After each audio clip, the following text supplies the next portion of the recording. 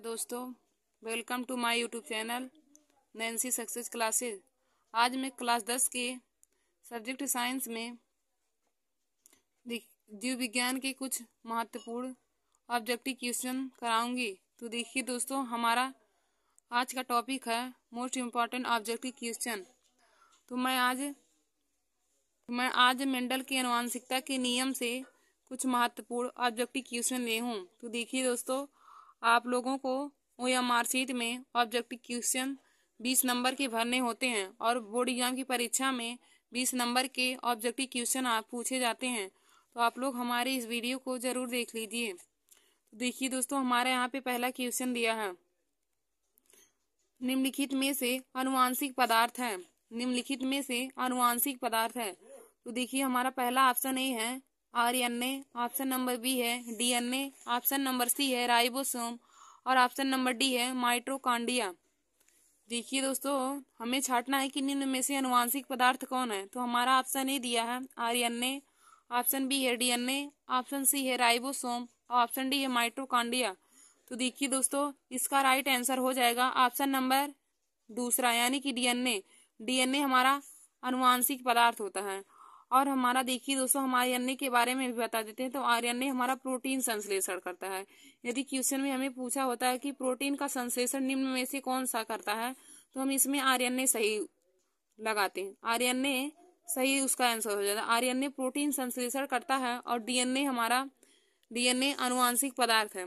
अब देखिए दोस्तों, RNA और DNA का फुल फॉर्म क्या होता है। तो RNA का हो जाएगा राइबोन्यूक्लिक अम्ल और DNA का डीऑक्सीराइबोन्यूक्लिक अम्ल हो जाएगा।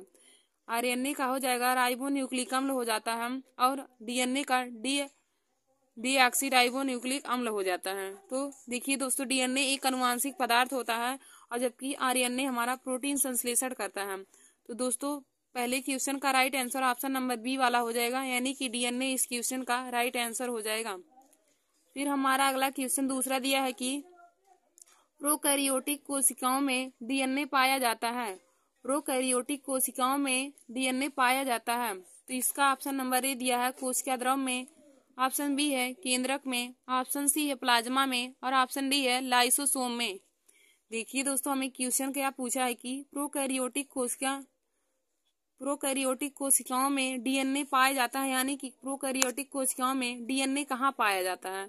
तो हमारा ऑप्शन ए है कोशिका द्रव में, ऑप्शन बी है केंद्रक में, ऑप्शन सी है प्लाज्मा में, ऑप्शन डी है लाइसोसोम में। तो दोस्तों, इसका राइट आंसर हो जाएगा कोशिका द्रव, यानी कि ऑप्शन नंबर ए। देखिए दोस्तों, प्रोकैरियोटिक कोशिकाओं में DNA हमारा कोशिका द्रव में पाया जाता है। तो इसका राइट आंसर ऑप्शन नंबर ए हो जाएगा कोशिका द्रव में। कोशिका द्रव में DNA पाया जाता है। प्रोकैरियोटिक कोशिकाओं में DNA कोशिका द्रव में पाया जाता है। तो फिर हमारा अगला क्वेश्चन तीसरा है कि आनुवांशिकी का गुणसूत्र सिद्धांत प्रस्तुत किया। आनुवांशिकी का गुण सिद्धांत प्रस्तुत किया या फिर आनुवांशिकी का गुणसूत्र सिद्धांत किसने प्रस्तुत किया। तो इसमें हमारा ऑप्शन नंबर ए है मेंडल ने, ऑप्शन नंबर बी है मॉर्गन ने, ऑप्शन नंबर सी है वाल्टर एस सटन ने और ऑप्शन नंबर डी है डी ब्रिज ने। तो दोस्तों, आनुवांशिकी का गुणसूत्र सिद्धांत वाल्टर एस सटन ने किया था। तो इसका right answer option number C हो जाएगा। तो इसका right answer option number C वाला हो जाएगा दोस्तों, वाल्टर एस सटन ने। तो आनुवांशिकी का गुणसूत्र सिद्धांत वाल्टर एस सटन ने प्रस्तुत किया था। फिर हमारा अगला क्वेश्चन दिया है चौथा कि जीव विज्ञान की वह शाखा जिसमें लक्षणों की वंशागति का अध्ययन किया जाता है, तो उसे क्या कहा जाता है। जीव विज्ञान की वह शाखा जिसमें लक्षणों की वंशागति का अध्ययन किया जाता है, उसे क्या कहा जाता है। तो देखिए दोस्तों, हमारा ऑप्शन ए है आनुवांशिकी, ऑप्शन नंबर बी है यूथेनिक्स, ऑप्शन नंबर सी है यूजेनिक्स, ऑप्शन नंबर डी है मानव अनुवांशिकी। ऑप्शन ए है आनुवांशिकी, ऑप्शन नंबर बी है यूथेनिक्स, ऑप्शन नंबर सी है यूजेनिक्स और ऑप्शन नंबर डी है मानव अनुवांशिकी। तो देखिए दोस्तों, जीव विज्ञान की वह शाखा जिसमें लक्षणों की वंशागति का अध्ययन किया जाता है, उसे हम मानव अनुवांशिकी कहते हैं, यानी कि चौथे का right answer option number D हो जाएगा, मानव अनुवांशिकी। तो हो जाएगा कि जीव विज्ञान की वह शाखा जिसमें लक्षणों की वंशागति का अध्ययन किया जाता है, उसे मानव अनुवांशिकी कहते हैं। फिर हमारा अगला क्वेश्चन 5वां दिया है कि मनुष्य की शुक्राणु में ऑटोसोम्स की संख्या कितनी होती है। मनुष्य की शुक्राणु में ऑटोसोम की संख्या कितनी होती है। तो इसका ऑप्शन नंबर ए दिया है 22, ऑप्शन नंबर बी है 24, ऑप्शन नंबर सी 42 है और ऑप्शन नंबर डी 44 है। देखिए दोस्तों, मनुष्य की शुक्राणु में ऑटोसोम की संख्या 22 होता है, तो इसका right answer option number B हो जाएगा 22। यदि दोस्तों एक क्वेश्चन में पूछा रहता है कि मनुष्य में गुणसूत्रों की संख्या कितनी होती है, तो मनुष्य में 23 जोड़ी गुणसूत्र पाए जाते हैं, यानी कि 46 होता है। जोड़ी में 23 होते हैं और संख्या में 46 होते हैं। मनुष्य में गुणसूत्रों की संख्या 46 होती है और जोड़ी में पूछे तो 23 जोड़ी हो जाता है। और इसमें पूछा है कि मनुष्य की शुक्राणु में ऑटोसोम्स की संख्या कितनी होती है, तो हो जाएगा इसका राइट आंसर ऑप्शन नंबर ए, यानी कि 22 हो जाएगा। मनुष्य की शुक्राणु में ऑटोसोम की संख्या 22 होती है। फिर हमारा अगला दिया है 6वां, यदि एक हीमोफिलिक पुरुष का एक समान स्त्री से विवाह हो जाए तो संतान कैसे होंगे। नंबर 1 है सभी हीमोफिलिक, ऑप्शन नंबर बी है लड़कियां हीमोफिलिक। फिर हमारा अगला है तीसरा लड़की हीमोफिलिक, फिर अगला है सभी समान। तो देखिए दोस्तों, इसमें होगा इसका right answer option number D, यानी कि सभी सामान्य हो जाएगा। फिर हमारा अगला दिया है 7वां क्वेश्चन, किसी अनुवांशिक लक्षण के जीन X गुणसूत्र पर होते हैं। किसी अनुवांशिक लक्षण के जीन X गुणसूत्र पर होते हैं। तो देखिए दोस्तों, हमारा अगला क्वेश्चन 7वां है, किसी अनुवांशिक लक्षण की जीन X गुणसूत्र पर होते हैं। इसका ऑप्शन नंबर ए है रंजकहीनता, ऑप्शन नंबर बी है sickle cell anaemia, option number D है हीमोफीलिया और ऑप्शन नंबर डी है मलेरिया। तो देखिए दोस्तों, किसी अनुवांशिक लक्षण के जीन X गुणसूत्र पर हीमोफीलिया होते हैं, तो इसका right answer option number C हो जाएगा हीमोफीलिया। फिर हमारा अगला क्वेश्चन दिया है कि गुणसूत्र किस पदार्थ के बने होते हैं। देखिए दोस्तों, हमारा 8वां क्वेश्चन है कि गुणसूत्र किस पदार्थ के बने होते हैं। तो हमारा ऑप्शन नंबर ए है प्रोटीन, ऑप्शन नंबर बी है आरएनए, ऑप्शन नंबर डी है, ऑप्शन नंबर सी है डीएनए और ऑप्शन नंबर डी है डीएनए एवं प्रोटीन के। तो देखिए दोस्तों, गुणसूत्र हमारा डीएनए एवं प्रोटीन के बने होते हैं, तो इसका right answer option number D हो जाएगा डीएनए एवं प्रोटीन के। देखिए दोस्तों, गुणसूत्र किस पदार्थ के बने होते हैं, तो हो जाएगा गुणसूत्र डीएनए एवं प्रोटीन्स के बने होते हैं। तो 8वीं का right answer option number D हो जाएगा डीएनए एवं प्रोटीन्स। फिर हमारा अगला क्वेश्चन 9वां दिया है कि वर्णांता वाहक स्त्री एवं सामान्य पुरुष दंपत्ति के बच्चों में नंबर 1 ऑप्शन है सभी लड़के सामान्य दृष्टि वाले होते हैं, ऑप्शन नंबर बी है सभी लड़कियां सामान्य दृष्टि वाली होती हैं, ऑप्शन नंबर सी है आधे लड़के वर्धान तथा आधे लड़के सामान्य एवं आधी लड़कियां सामान्य तथा आधी लड़कियां वाहक होंगी और ऑप्शन नंबर डी है सभी लड़कियां वर्णांधता वाहक होती हैं। ऑप्शन डी है कि सभी लड़कियां वर्णांधता वाहक होती हैं। तो देखिए दोस्तों, वर्णांधता वाहक स्त्री एवं सामान्य पुरुष दंपत्ति के बच्चों में सभी लड़कियां वर्णांधता वाहक होंगी, तो इसका right answer option number D हो जाएगा, मतलब कि सभी लड़कियां वर्णांधता वाहक होती हैं। फिर हमारा अगला क्वेश्चन दिया है 10वां, केंद्रक बना होता है। देखिए दोस्तों, केंद्रक किसका बना होता है, तो वही हमें छांटकर इसमें सही विकल्प को चुनना है। तो दिया है कि केंद्रक बना होता है, तो ऑप्शन नंबर ए है प्रोटीन से, ऑप्शन नंबर बी है डीएनए से, ऑप्शन नंबर सी है आरएनए से, ऑप्शन नंबर डी है न्यूक्लियो प्रोटीन से। तो देखिए दोस्तों, केंद्रक हमारा न्यूक्लियो प्रोटीन से बना होता है। केंद्रक न्यूक्लियो प्रोटीन से बना होता है, तो इसका right answer option number D हो जाएगा न्यूक्लियो प्रोटीन से। केंद्रक बना होता है तो इसका राइट आंसर न्यूक्लियो प्रोटीन हो जाएगा। फिर हमारा अगला है डीएनए अणु में होते हैं। डीएनए अणु में होते हैं, नंबर 1 ऑप्शन दिया है ए इक्वल टू जी और ऑप्शन नंबर बी दिया है G equal to T, option number C दिया है A plus T equal to C plus G, option number D है A plus G equal to G plus T. देखिए दोस्तों, DNA अणु में होते हैं, तो यहाँ पे हमें 4 विकल्प दिया है। पहला है कि ए इक्वल टू जी, दूसरा है जी इक्वल टू टी और तीसरा हमारा है A plus T equal to C plus G, हमारा चौथा है A plus G equal to G plus T.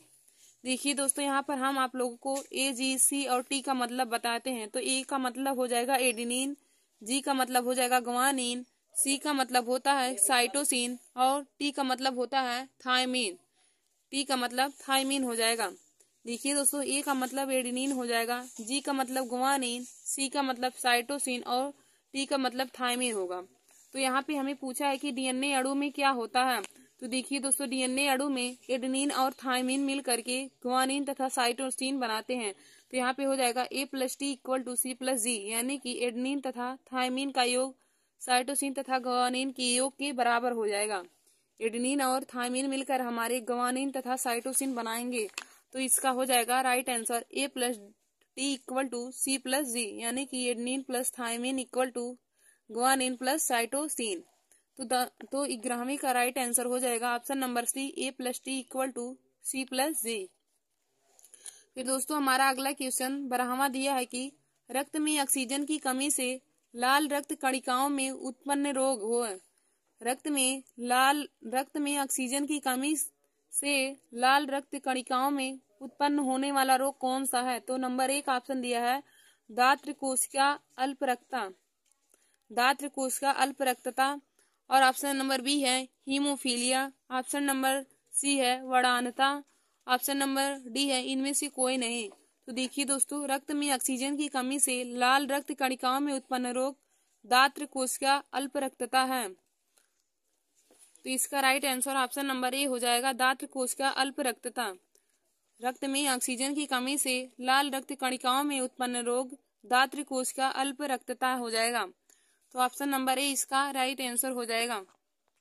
तो दोस्तों आगे मैं आप सभी लोगों को पौधों एवं जंतुओं में जनन चैप्टर के most important objective question solve कराऊंगी। तो देखिए दोस्तों, यहाँ पे हमारा पहला क्वेश्चन दिया है कि पौधों में अलैंगिक जनन होता है।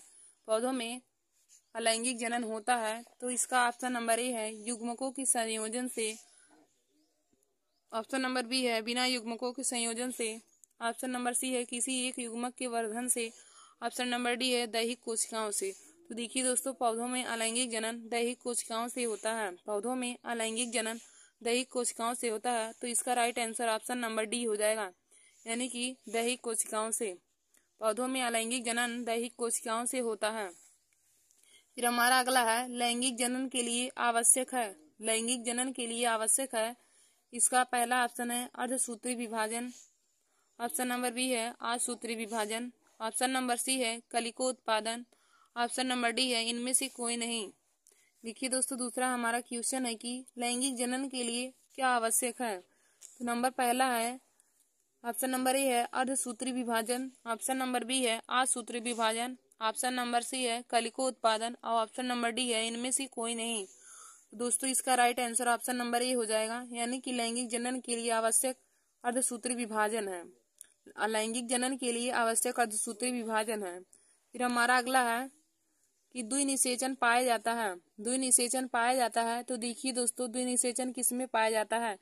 तो पहला ऑप्शन है सभी जंतुओं में, ऑप्शन नंबर बी है सभी पादपों में, ऑप्शन नंबर सी है आवृतबीजी पौधों में और ऑप्शन नंबर डी है केवल जलीय जीवों में। तो देखिए दोस्तों, द्विनिषेचन आवृतबीजी पादपों में पाया जाता है, यानी कि इसका right answer option number C हो जाएगा।